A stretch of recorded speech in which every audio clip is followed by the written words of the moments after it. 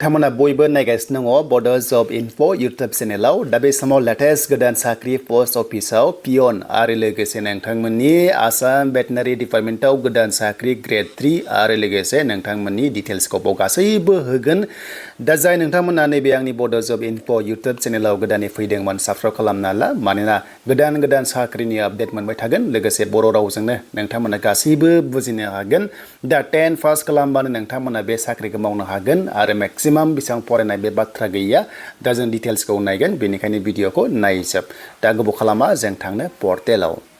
दायो जों फैबाय अफिशियेल साइटआव आरो अफिशियेल साइटआव फैनाय लोगो लोगो नोंथांमोना लिंकआ एक्टिभ जायोबा पोस्ट अफिसाव एप्लाइ खालामनो हागोन दा एक्चुअली लिंकआ एक्टिभ जाथ'वाखै दा बे माब्ला जागोन जों नटिफिकेसन दायो नायनो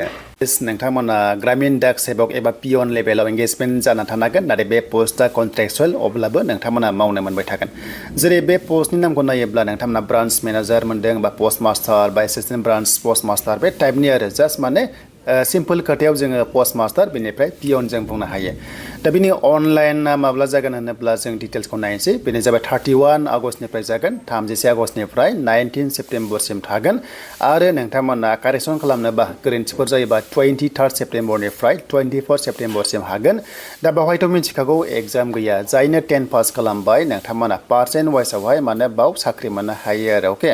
नोंथांमोना 10 पास खालामबाथाय जायफ्रानोखि पार्सेन्ट दङ जुदि मोजां नाम्बार मोनोबा मेरिट बेसिसाव मोननो हायो टटेल अल इन्डिया 23,000 नि बारा पोस्ट दङ बिनि गेजेराव आसामाव 400 नि बारा दङ अके स' हौवाफोर हिन्जावफोर गासैबो 10 पास जानाय लोगो लोगोनो एप्लाइखौ खालामनो हागोन दा बिनि सेलारिखौ नायोबा बिपिएम पोस्टआव माने ब्रान्च पोस्ट मास्टाराव 12,000 निफ्राय 29,000 सिम मोनहैगोन आरो लोगोसे डाक सेवक पियनावहाय 10,000 निफ्राय 24,000 सिम बेसिम सेलारिया जायो माने कन्ट्रेक्चुएल नालाय आरो बैसो 18 निफ्राय 40 इयारसिम बे पोस्टआव मोनगोन आरो जोंनि एसटिफ्रा 45 इयारसिम नोंथांमोना एलिजिबल जागोन अके दा टेनसन गैया जायफ्रानोखि ओरैनो दङ ट्राइ खालाम नोंथांमोना जाहाथे साख्रि मोननो हायो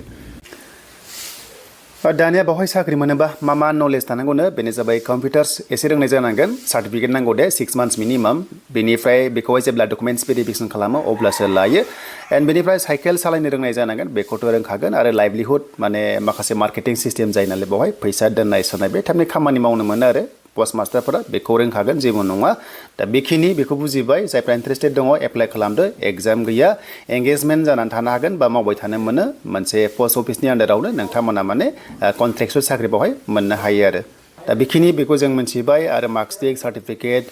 कास्ट सार्टिफिकेट बे टाइपनि बार्थ सार्टिफिकेट डकुमेन्ट्सखौ नोंथांमोना रेडि खालामखादो आरो लकेल लेंगुवेज 10 लेभेलाव माने बर' साबजेक्ट थानाय जाथारनांगोन होमबासो बे पोस्टआव एलिजिबल जागोन माने 10 बा 12 आव बर' साबजेक्ट एमआइल थानाय जाथारनांगोन माने लकेल लेंगुवेजआ रोंथारनांगोन होमबासो बेवहाय एलिजिबल जायो अके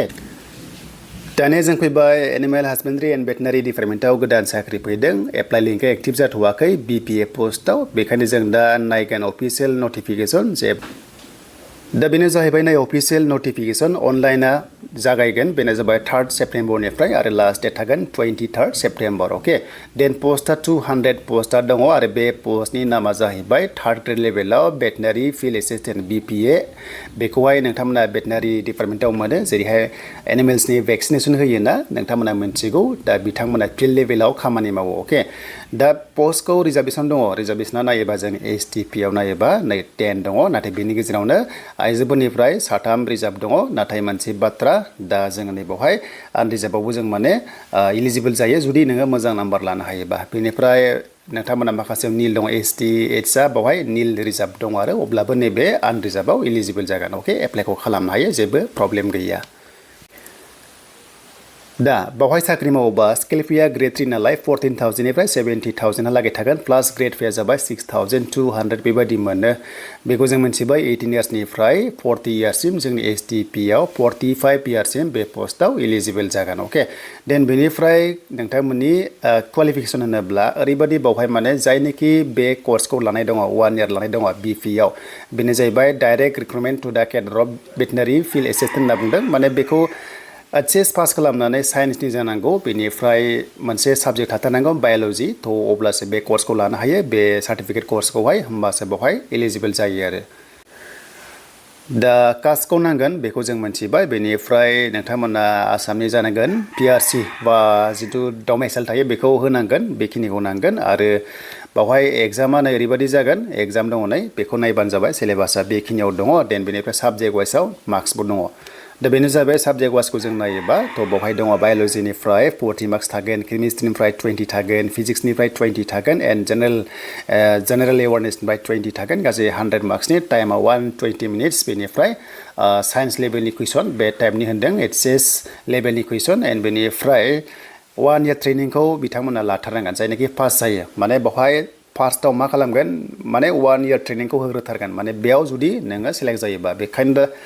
दा जायफ्रानोखि साइन्सनिफ्राय दङ बाय'लजि साबजेक्ट थानाय बेनिफ्राय बेथ' कम्पालसरि थाथारनांगोन अब्ला बे कर्सआव नोंथांमोना 1 इयार लानो हागोन बेनिफ्राय नोंथांमोना डाइरेक्ट साख्रिसै माने बेखौ स्पेशेल कर्स होनानै साख्रि होनाय जायो जेरै मण्डलाव होनाय जायो थिग बेबादिनो बेखौबो दानिया इन्टारभिउ लाग्रोनानैसो बे कर्सखौहाय लिमिटेड सिटआव होनाय जायो दा बेखायनो 3 सेप्तेम्बर जानाय लोगो लोगो जायफ्रा इन्टारेस्टेड दङ बे सेक्टराव साख्रि मावनो गोसो दङ मोजां साख्रि एक्चुअलि बे मोजां साख्रि बारा खस्थ'बो गैया जास्ट माने एनिमेल्स रिलेटेड खामानि मावनांगौ फिल्डआव थांनांगौ आरो लोगोसे एवारनेस प्रग्राम खालामनाय भेक्सिनेसन होनाय बे टाइपनि मोजां खामानि जायो बे लेभेलनि जबा आरो 12 पास खालामनानै साइन्स लानानै थाबनो साख्रि मावनो गोसो दङबा बे लाइनावहाय थांनो हायो आरो जेरैहाय